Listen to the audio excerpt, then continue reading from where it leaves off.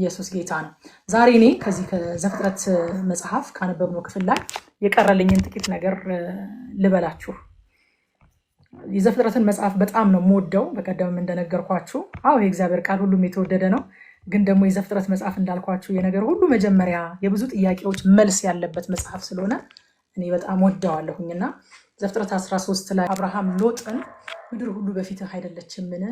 ከኔ ትለይ ዘንድ እለምንሃለሁ። አንተ ግራውን ብትወስድ እኔ ወደ ቀኝ ሄዳለሁ፣ አንተም ቀኙን ብትወስድ እኔ ወደ ግራ ሄዳለሁ ሲለው እንመለከታለን። እና ምን አይነት ትህትና ነው! በነገራችን ላይ አብርሃም ለሎጥ አጎቱ ነው። ሊከበር የሚገባው አብርሃም ነው። የወንድሙ ልጅ ነው ሎጥ። ደግሞም የመጀመሪያው ጥሪ ሲወጡ የአብርሃም ጥሪ ነው እንጂ የሎጥ ጥሪ አይደለም። ሎጥ አብርሃምን ተከትሎ ነው የወጣው። በአብርሃም በረከት ነው የተባረከው። እግዚአብሔር ለአብርሃም የገባውን ተስፋ ሲፈጽም የዛ ተስፋ ተጠቃሚ ነው የሆነው። ግን አብርሃም ላይ ያየነው ትህትና በእውነት የአብርሃም ልጆች ነን የምንል እኛ ላይ ዛሬ በእውነት ይደርብን።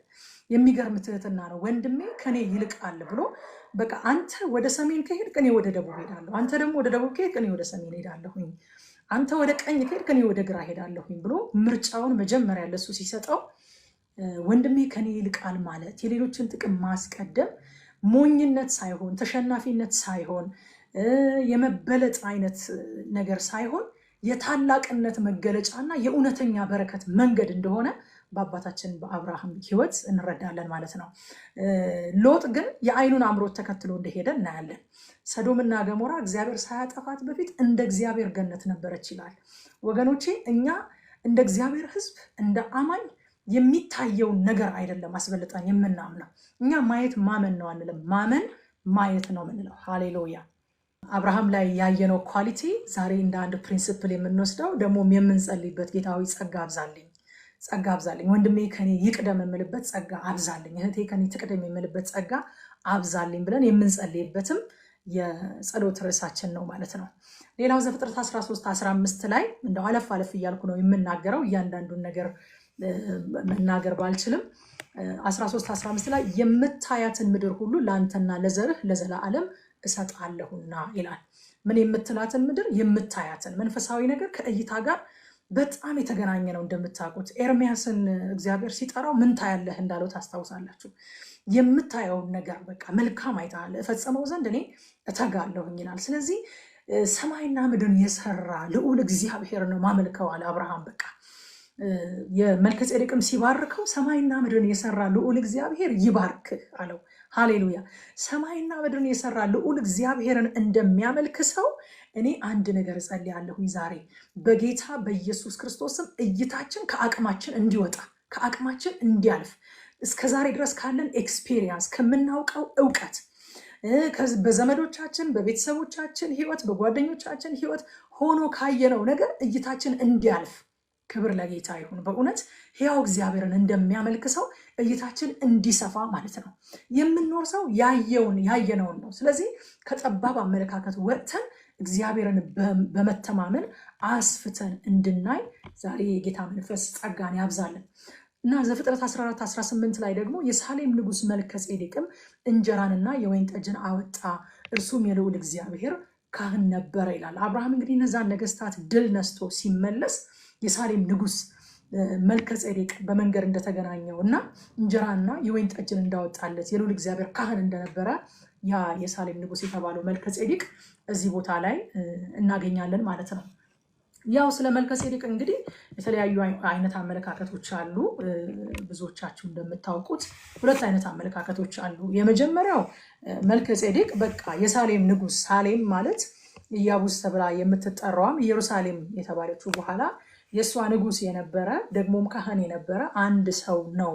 ነገር ግን ደግሞ የኢየሱስ ክርስቶስ ጥላ ሆኖ በብሉይ ኪዳን ካገለገሉ ሰዎችና ካገለገሉ ነገሮች መካከል አንዱ ነው ብለው አብዛኛው ወንጌል አማኞች አብዛኛው የወንጌል አማኞች አስተማሪዎች በዚህ ሀሳብ ይስማማሉ። ሌሎች ደግሞ ጌታችን ኢየሱስ ክርስቶስ ራሱ ከተሰግኦ በፊት ወይም ከኢንካርኔሽን በፊት በስጋ ከመገለጡ በፊት እዛ ቦታ ላይ ለአብርሃም በአካል ተገልጦለት ነው የሚል አመለካከት ያላቸው አሉ። እኛ ግን ሁለቱም አያጣላንም። ዋናው ነገር እግዚአብሔር ከዚህ ውስጥ እንድንማር እንድናይ የፈለገው ነገር ምንድን ነው የሚለው ነው። መልከጼዴቅ በብሉይ ኪዳን ከተገለጡ የኢየሱስ ጥላዎች አንዱ ነው ብዬ ነው የማምነው። ንግስናንና ክህነትን አጣምሮ የያዘ አብርሃምን በመባረኩ ደግሞ ከአብርሃም እንደሚበልጥ ያሳየ የኢየሱስ ክርስቶስ ጥላ መሆኑን እኔ ያምናለሁ። ዕብራውያን 7ም ይህንን ሐሳብ ከቁጥር 1 ጀምሮ ሄዳችሁ ብታነቡት ይህንን ሐሳብ በጣም ሰፖርት ያደርጋል።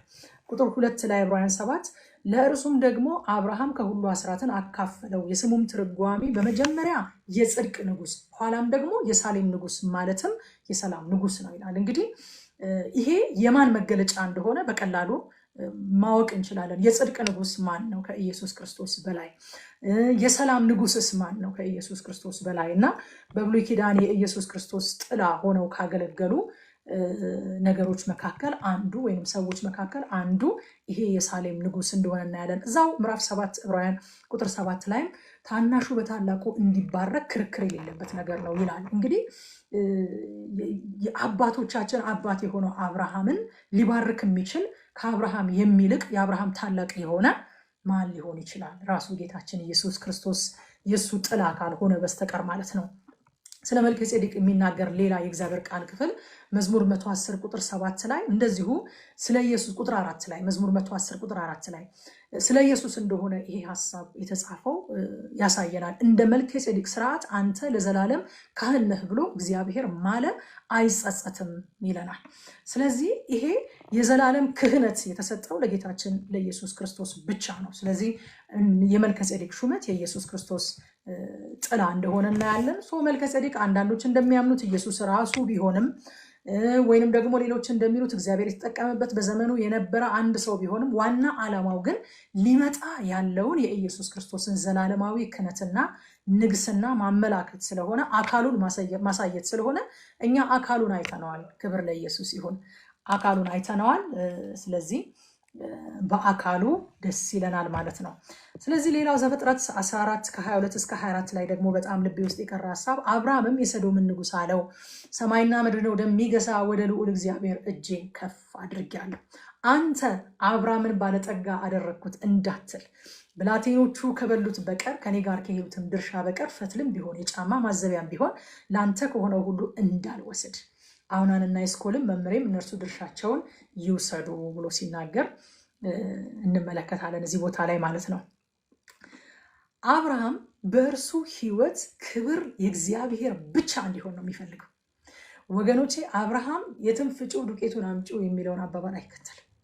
በእርሱ ሕይወት በብልጽግናው ቢሆን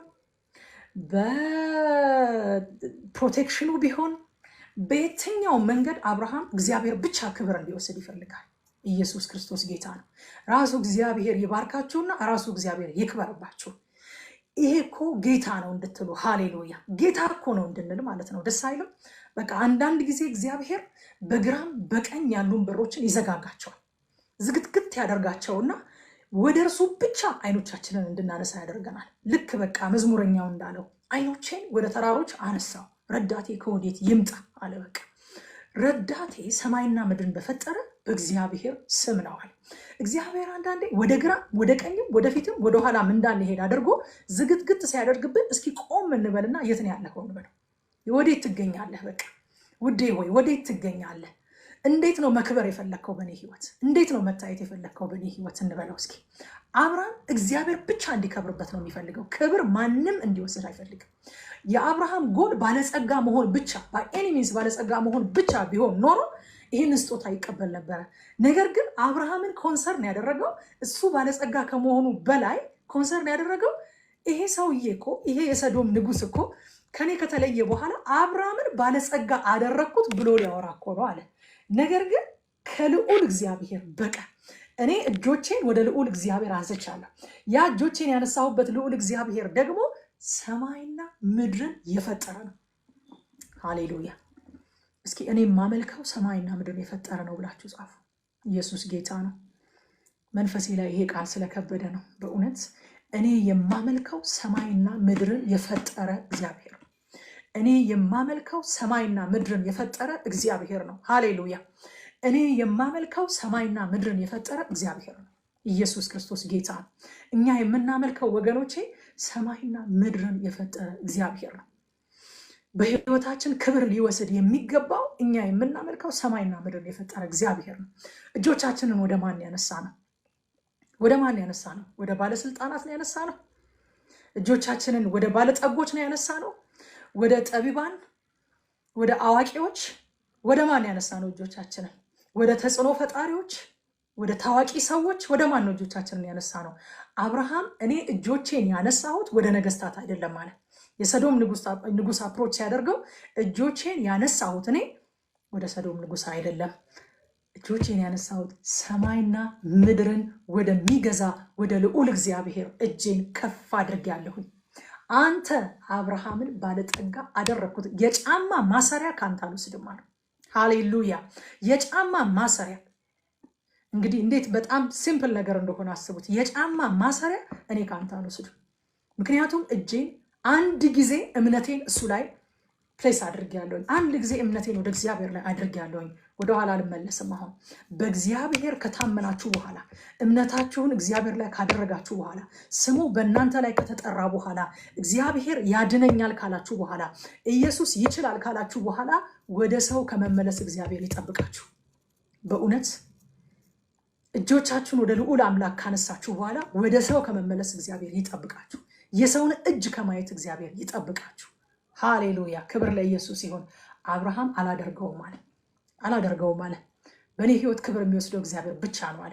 ምንጩ እርኩስ ከሆነ ወንዙም እርኩስ ነው አለ አብርሃም። በአጠቃላይ ምንጩ ከረከሰ ምንጭ አልቀዳም ያለ ምንጬ የዘላለም አምላክ የሆነው ሰማይና ምድር የፈጠረ የሰራዊት ጌታ እግዚአብሔር ነው። እኔ ከሁለት ምንጭ አልቀዳም አለ። ከእግዚአብሔርም እየቀዳው ከሰዶምም አልቀዳም አለ። በጌታ በኢየሱስ ክርስቶስ ስም ዛሬ ምንጫችሁ የተደበላለቀባችሁ ሰዎች ብትኖሩ በኢየሱስ ክርስቶስም የረከሱ ምንጮች ተደፍነው ብሩክ ምንጮች በቤታችሁ ይከፈቱ። እግዚአብሔር አለው። በቃ እግዚአብሔር ነው። በነገራችን ላይ ምንጭ የሚባል ነገር የለም።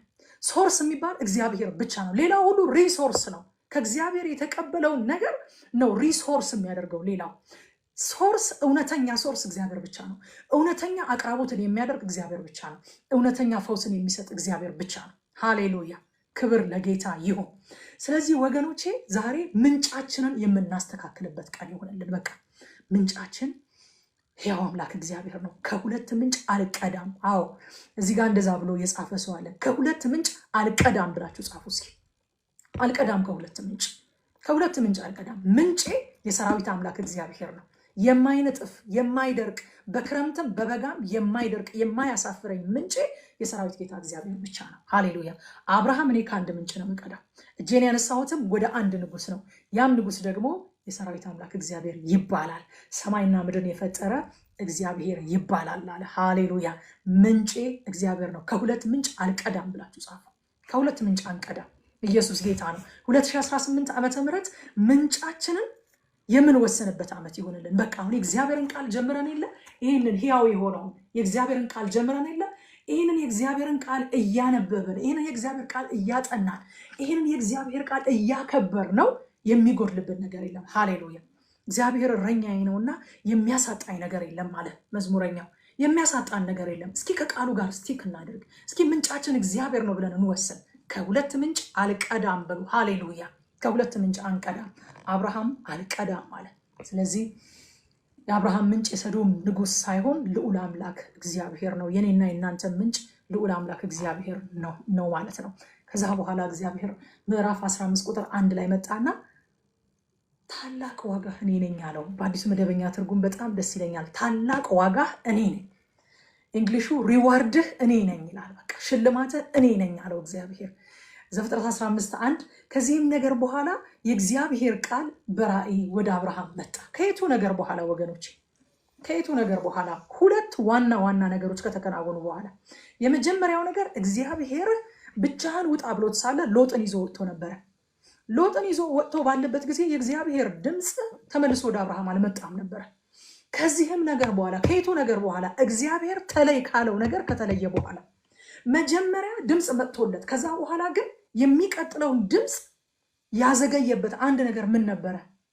ተለይ ከተባለው ነገር አልተለየም ነበረ። ከዚህም ነገር በኋላ ሃሌሉያ! እግዚአብሔር ወደ ህይወታችን ደግሞ ለመምጣት የነገረንን የተስፋ ቃል ደግሞ ሊፈጽመው ለመምጣት ከየቱ ነገር በኋላ ይሆን እየጠበቀን ያለው? ከየቱ ነገር በኋላ ከምን እንድንለይ ይሆን እየጠበቀ ያለው እግዚአብሔር? ከማን እንድንለይ ይሆን እየጠበቀ ያለው እግዚአብሔር? መለየት ከሁለት ነገር ነው። አንዳንዴ ከማን፣ አንዳንዴ ደግሞ ከምን። ጌታ ኢየሱስ ክርስቶስ ስለኔ ብሎ አለ ቤቶችን፣ እርሾችን፣ እነዚህ ምን የሚባሉ ናቸው? ከዛስ ደግሞ ልጆችን፣ ቤተሰብን፣ አባትን፣ እናትን ብሎ ደግሞ ማን የሚባሉትን ደግሞ አስቀመጠ። እግዚአብሔር ከምን እንድንለይ እየጠበቀን እንደሆነ ቆም ብለን እንድናስብ ዛሬ ይፈልጋል። ከማን እንድንለይ እየጠበቀ ይሆን ደግሞ ወደኛ ያልመጣው? ከዚህም ነገር በኋላ የእግዚአብሔር ቃል በራእይ ወደ አብርሃም መጣ። የመጀመሪያው። ሁለተኛው ደግሞ የሰዶም ንጉሥ ያቀረበለትን ስጦታ አይ እኔ እጄን ሰማይና ምድርን ወደ ፈጠረ ወደ ልዑል አምላክ አንስቻለሁኝና ያንተን ስጦታ አልቀበልም፣ ጫማ ማሰሪያ አልወስድም ካለ በኋላ እግዚአብሔርን ብሎ እግዚአብሔርን አክብሮ በእኔ ሕይወት እንዲከብር የምፈልገው እግዚአብሔር ብቻ ነው ብሎ እግዚአብሔርን ካስበለጠው በኋላ ከዚህም ነገር በኋላ የእግዚአብሔር ቃል በራእይ ወደ አብርሃም መጣ እንዲህ ሲል፣ አብርሃም ሆይ አትፍራ፣ ሃሌሉያ፣ እኔ ላንተ ጋሻህ ነኝ፣ ዋጋህም እጅግ ታላቅ ነው። የቀድሞ ትርጉም ዋጋህም እጅግ ታላቅ ነው። አዲሱ ትርጉም ታላቅ ዋጋህም እኔ ነኝ ይላል። ኢየሱስ ጌታ ነው። እግዚአብሔር እሱን አስበልጠን ለምንጥላቸው ነገሮች ዋጋ ይሰጣል። እሱን አስበልጠን ለምንለያቸው ነገሮች እግዚአብሔር ዋጋ ይሰጣል። ዋጋ ይሰጣል። በዚህ ምድር እያሉ ስለ እኔ ብለው ስለ ስሜ ብለው ስለ ወንጌል ብለው ይህን የተውትን በሰማይ 100 እጥፍ ሰጣቸዋለሁ የሚል እግዚአብሔር፣ በምድር 100 እጥፍ በሰማይ የዘላለም ሕይወት ሰጣቸዋለሁ የሚል ነው። እግዚአብሔር መጣና ሪዋርድ ማደርግ ምን ልሸልመው አለ። ለወዳጄ ለአብርሃም ምን ልሸልመው አለና በቃ እኔ ራሴ ነኝ የአብርሃም ሽልማት አለ። ክብር ለኢየሱስ ይሁን፣ ሃሌሉያ። እስኪ ዛሬ በዚህ በ2018 ዓመተ ምህረት ልባችሁ የሚያውቀው የእግዚአብሔር ቃል የሚፈርድበት ልትለዩት የሚገባን ነገር ለመለየት ወስኑ። በእግዚአብሔር ጸጋ ዋጋችሁ ራሱ እግዚአብሔር ነው። ራሱ እግዚአብሔር ህልውናው፣ መገኘቱ፣ አብሮነቱ፣ ጥበቃው፣ በረከቱ ሁሉ ሙሉ የሆነው ራሱ እግዚአብሔር የእናንተ ሽልማት ይሆናል። ኢየሱስ ጌታ ነው። እግዚአብሔር ራሱ ነው ሽልማታችሁ። እግዚአብሔር ሽልማቴ ነው በሉ እስኪ፣ ሃሌሉያ። ሽልማቴ ራሱ እግዚአብሔር ነው ብላችሁ ጻፉ። ሽልማታችን ራሱ እግዚአብሔር ነው። ሃሌሉያ። ኢየሱስ ጌታ ነው። ከዛ በኋላ ቁጥር 3 ላይ አብርሃም እንደዚህ ይላል። በጣም በቃ ከአብርሃም ህይወት ከከፍታውም እንማራለን፣ ከዝቅታውም እንማራለን፣ ከብርታቱም እንማራለን፣ ከድካሙም እንማራለን። ቁጥር 3 ላይ ደግሞ አብርሃምም ለእኔ ዘር አልሰጠኸኝም፣ እነሆም በቤቴ የተወለደ ሰው ይወርሰኛል አለ ይላል። ወገኖቼ አብርሃም እግዚአብሔር የገባለት የተስፋ ቃል ሲዘገይ ተጠራጠረ። በቃ ሰው ነኝና አፈራለሁ እንዳለች ዘማሪዋ፣ በቃ ሰው ነውና ተጠራጠረ። እነሆ በቤቴ የተወለደው ይወርሰኛል፣ ዘር አልሰጠኸኝም አለ። ፈራ፣ ተጠራጠረ። እግዚአብሔር የአብርሃምን እምነት ተማምኖ ስላልሆነ ቃል የገባው መጀመሪያ ኪዳን የገባለት ተስፋ የሰጠው የአብርሃምን እምነት ተማምኖ ሳይሆን ራሱን ተማምኖ ስለሆነ ቃሉን አጸናለት እንጂ እንዴት ትጠረጥረኛለህ ብሎ እግዚአብሔር ሐሳቡን አልቀየረም። በቃ ዘና በሉ በእግዚአብሔር ፍቅር ላይ ወገኖቼ፣ ዘና በሉ በእግዚአብሔር ታማኝነት ላይ ተዘለሉ። በመጽሐፍ ቅዱስ ቋንቋ ተዘለሉ፣ በእኛ ዘመን ቋንቋ ደግሞ ዘና በሉ፣ ደገፍ በሉት እግዚአብሔርን። ብትነጫነጩም እሱ እግዚአብሔር ነው። ፍርሃት ቢላችሁም እሱ እግዚአብሔር ነው። ድሮም የእናንተን ድፍረት ተማምኖ አይደለም የተስፋ ቃል የሰጣችሁ። ድሮም የእናንተን በቃ ሁል ጊዜ ቼሪሽ ታደርጉኛላችሁ ብሎ ሁል ጊዜ ታምኑኛላችሁ፣ ሁል ጊዜ በቃ ትቦርቃላችሁ ብሎ ተማምኖ አይደለም ድሮም የተስፋ ቃል የሰጠው። ሃሌሉያ። እግዚአብሔርን ተደግፈን ነው። በቃ የተስፋ ቃላችን የሚፈጸመው እግዚአብሔርን ተደግፈን ነው። እሱን ታምነን ነው። እሱን በመተማመን ነው እንጂ እግዚአብሔር የአፋችንን ቃል እየጠበቀ የተስፋችንን ነገር አቦርት የሚያደርግ የገባውን ኪዳን የገባውን ተስፋ የሚቀይር እንደዚህ አይነት አምላክ አይደለም። እንደዚህ አይነት እቃቃ አይደለም ከኛ ጋር የሚጫወተው እግዚአብሔር። እንደዚህ አይነት ጨዋታ የለም። በእግዚአብሔር ተማመኑ፣ በእግዚአብሔር ተደገፉ። በቃ እየተነጫነጨን እስከ ፍጻሜ ድረስ እንሄዳለን። ሃሌሉያ። ሳይገባንም አንዳንድ ጊዜ በቃ እንዴት እያለን ነቢያቱን ተመልከቷቸው እስኪ፣ መዝሙረኛውን ዳዊትን ተመልከቱት እስኪ። በቃ የማይገባው ጊዜ አለ። አልገባኝም እግዚአብሔር ሆይ የሚልበት። ኤርሚያስን ተመልከቱ። እግዚአብሔር ሆይ አታለልከኝ እኔም ተታለልኩልህ ይላል። ወዳጆቼ አንዳንድ ጊዜ በቃ እንደዚህ ስላልኩኝ ነው እንደዚህ ስላላመንኩኝ ነው፣ እንደዚህ ስለሆነ ነው፣ እንደዚህ ስላልሆነ ነው እያልን በቃ ምክንያት አንስጥ፣ ለሰይጣን ምክንያት አንስጥ፣ ከእምነት አንጉደል፣ ተስፋችን አንጣል፣ የተስፋ ቃላችንን አንጣል። ይልቁንም በቃ በእግዚአብሔር እንተማመን። በቃ ሳይገባ እያለቀስኩኝም ቢሆን እየተነጫለጭኩኝም ቢሆን ሳይገባኝም ቢሆን አይ በቃ የቤቴ ሰው ኤሌዘር ሊወርሰኝ እኮ ነው፣ አንተ እኮ ትተኸዋል የተስፋ ቃልህን እያልከውም ቢሆን እግዚአብሔር የተናገረውን የተስፋ ቃል ይፈጽማል። ብቻ ከቤቱ አትውጣ፣ ብቻ ከስሩ አትታጭ እህቴ። በቃ ልክ እንዴት ነው ሕፃን ልጅ አይገባውም እኮ ስንቀጣው፣ ልጆቻችንን ስንቀጣቸው፣ የሆነ ነገር ስንቀማቸው ምናምን እኮ አይገባቸውም። ግን ልጅ ስለሆኑ አልቅሰው መልሰው መጥተው ደረታችን ላይ ይለጠፋሉ። እንደገና መልሰን እናባብላቸዋለን። ሲያድጉ ወደፊት ለመልካም እንደሆነ ይገባቸዋል። ሃሌሉያ። በእኛ ታማኝነት ላይ ሳይሆን በእግዚአብሔር ታማኝነት ላይ ጸንተን እንቁም ወገኖቼ። ባይገባንም ብንነጫነጭም ብናለቅስም እያባበለንም እንባችንንም እየጠራረገ እስከ ፍጻሜ ድረስ ይወስደናል። የገባልንን የተስፋ ቃል ይፈጽመዋል። ሃሌሉያ። የገባልን የተስፋ ቃል በእኛ ላይ የተመረኮዘ አይደለም፣ በራሱ በእግዚአብሔር ላይ የተመረኮዘ ነው። ኢየሱስ ክርስቶስ ጌታ ነው። ሃሌሉያ ሃሌሉያ።